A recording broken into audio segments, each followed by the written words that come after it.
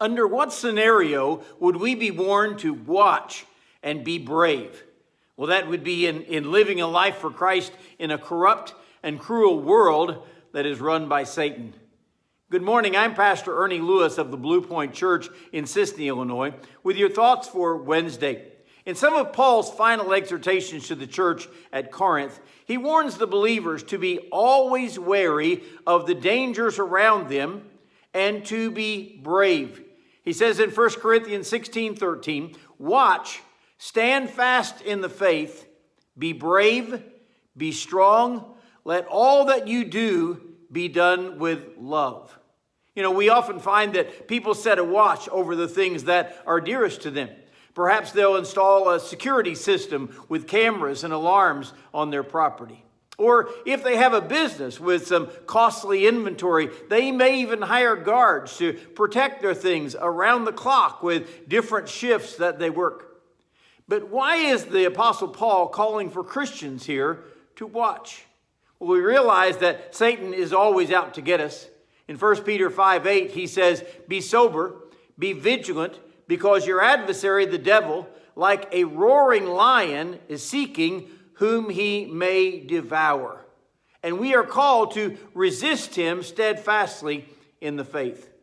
Also, in the Garden of Gethsemane, Jesus calls for his disciples to watch and pray. He knew that difficult times were coming for them when he would be taken away by Roman soldiers. So he said, watch and pray that you enter not into temptation. Well, now Paul tells the church to watch against false teachers, to watch against temptations, to watch against attacks by the devil, and just watch to protect your faith. He tells them, stand fast in the faith. Don't let any false doctrines sway you, or don't allow any doubts to cloud your mind and your hearts about Jesus Christ. Finally, he says to be brave. Now, we're to be courageous in our faith and standing against the evil world that is opposed to our thoughts and our faith.